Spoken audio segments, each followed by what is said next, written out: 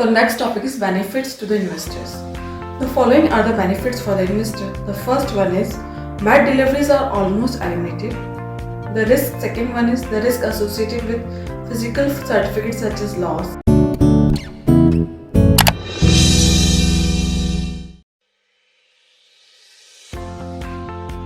Theft, mutilation of certificates, etc. are eliminated. Third one is it eliminates handling of huge volumes of paperwork involved in filling the transfer deeds and lodging the transfer documents and share certificates with the company. Now fourth one is there is immediate transfer and registration of the securities at the end of every settlement cycle, which is 4 working days, that is T+3, and there is no delay on account of processing time. Fifth one is it leads to transfer settlement cycle and faster realization of sale proceeds, so the fund of the investor is not tied up unnecessarily. Now the sixth one, the system facilitates a faster disbursement of security holding benefits like rights, shares, bonds, bonus shares, etc.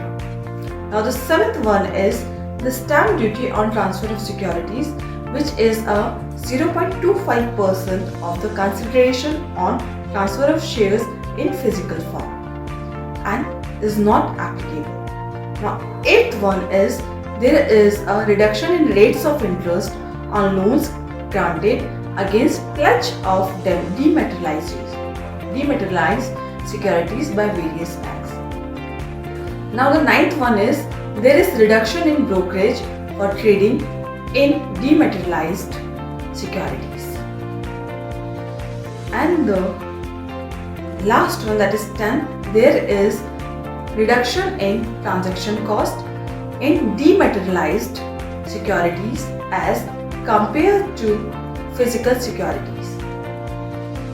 11th one is availability of periodical status report to investors on their holdings and transactions is disseminated or spreaded by the depository. So these are the benefits to the investor. Now next is benefits to the company. What are the benefits to the company? The first one is the depository system provides up-to-date knowledge of shareholders' names and addresses to the company. Second, there is savings in cost of new issues from reduction in printing and distribution cost. Third one is it may also lead to increased efficiencies of registrar and transfer agent functions and better facilities for communication with shareholders. Convenient benefits of corporate actions and information policies.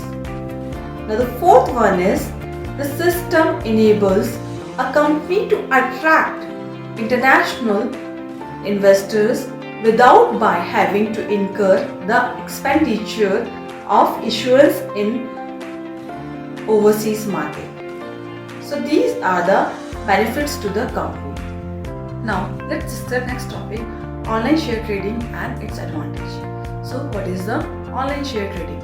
Online share trading involves buying and selling of stock through online platform. Using the online share trading account, you may buy or sell share stocks, mutual funds, bonds and other securities easily without the need of intermediate broker or agent. Online trading is an act of buying and selling of financial products through an online trading platform. Stocks, bonds, options, futures and currencies can all traded online. These platforms are normally provided by internet-based brokers and are available to every person who wishes to try and make money from the market. You can educate yourself on your investment. You can educate yourself on your investment options, place orders to buy and sell, possibly make or lose a considerable amount of money without ever speaking to broker or leaving the comfort of your home. Online trading has a lot of benefits. Here are 7 main benefits.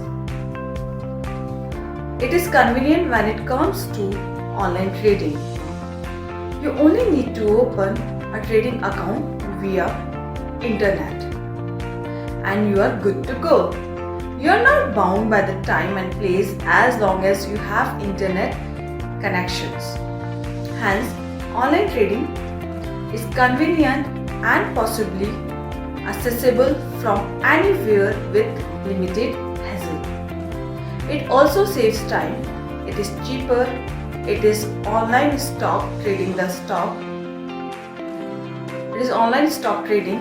The stockbroker fee which you will have to pay is lower when compared to the commissions charged by traditional methods. If you trade in an sufficiently large volume of stocks, it is possible for you to be able to negotiate your broker's fees. You can monitor your investments anytime. Online trading allows you to buy or sell shares according to your convenience. It offers advanced interfaces and ability for investors to see how their money is performing throughout the day. You can use your phone or your computer to evaluate your profit or loss. Online trading almost eliminates the middleman. Online trading allows you to trade with virtually no direct broker communication. Apart from reducing the overall trading cost, this benefit also makes the trading hassle-free, make this service much more lucrative. Investor has great control. Online traders can trade wherever they wish to. On the other hand, in traditional trading, an investor may be stuck until he or she is able to contact their broker or when the broker is able to place their order. Online trading allows nearly instantaneous transactions. Also, investors are able to review all of their options instead of depending on broker to tell them the best bets for their money. They are able to monitor their investments, make decisions and buy, sell stock on their own without any outside interference, thus giving them greater control over their investment.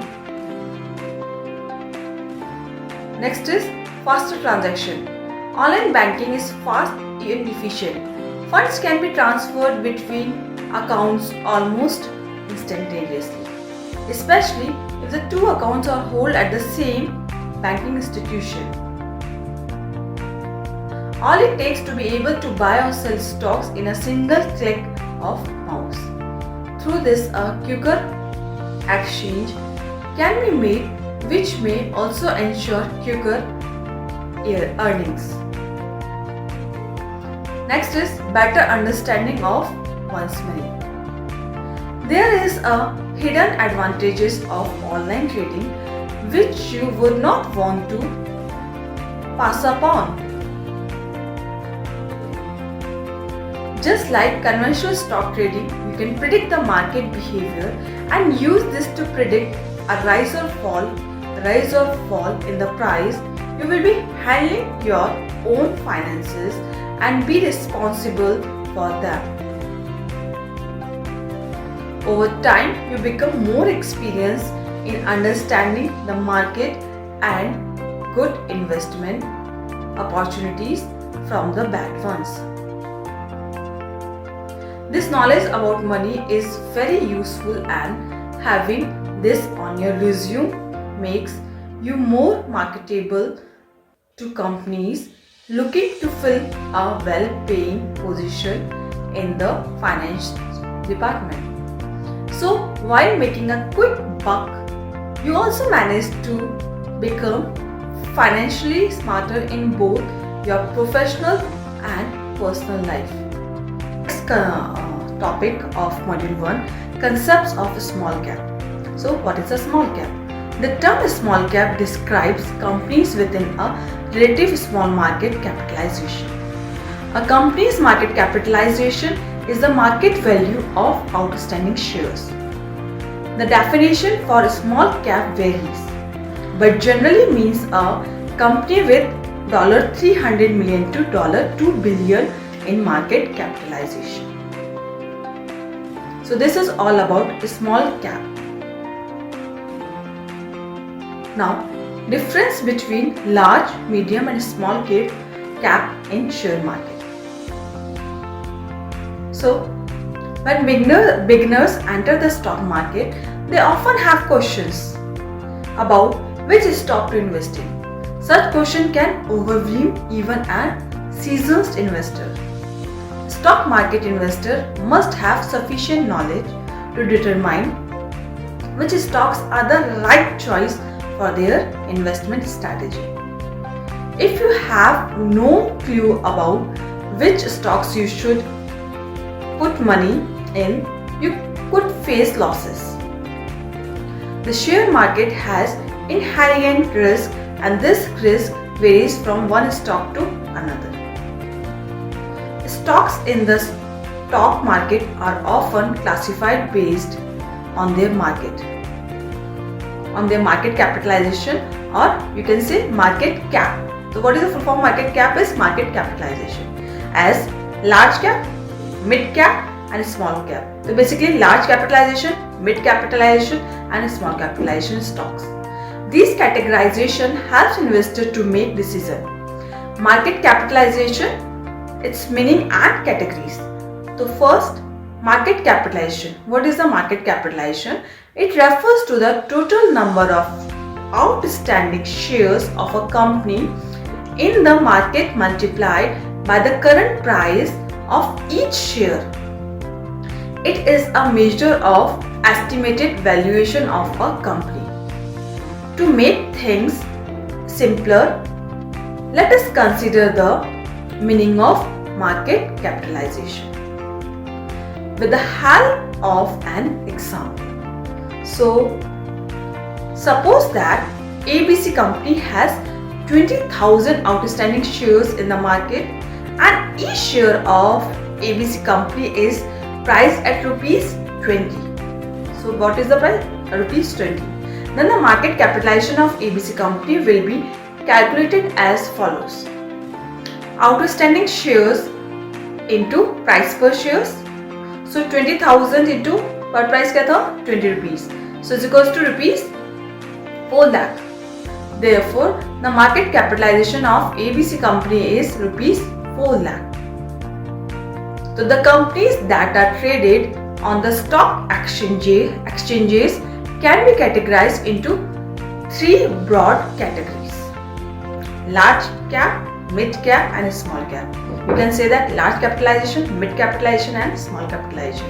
Let us learn about each of them in detail. So what are large cap stocks? Large cap means large capitalization. Okay. So large cap companies are businesses that are well established and have a significant market share.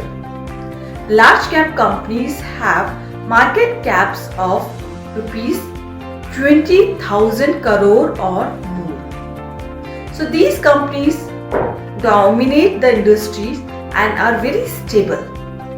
They hold themselves well in times of recession or during any other negative event. Besides, they will usually have been functioning for decades and have good reputation. If you want to invest in a company's stocks by taking less risk, then large cap stocks are good options. These stocks are less volatile in comparison to mid cap and small cap stocks.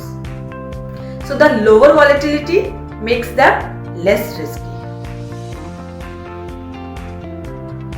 For example, Reliance Industries and Infosys are examples of some large cap market companies that are listed on the stock exchanges of India. Their strong foothold in the market and consistent good performance makes them good choices for long-term investors. So now next one is mid-cap stocks. What are the mid-cap stocks? Mid-cap companies are companies when market cap is above rupees 5,000 crore but less than rupees 20,000 crore.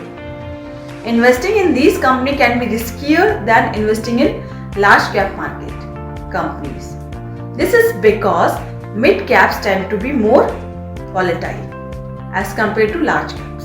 On the other hand, mid cap companies also have the ability to turn into large cap companies in the long run. These companies offer a higher growth potential than do large cap stocks, and hence more investors are attracted to investing in such companies. Metropolises Healthcare, Castrol Indian and LIC Housing Finance are some examples of mid-cap companies that are listed on the stock exchanges of India. Now the third one, that is what are small cap stocks. So what are the small cap stocks? Small cap companies are those that have a market capitalization of less than rupees 5,000 crore. These companies are relatively smaller in size and have significant growth potential.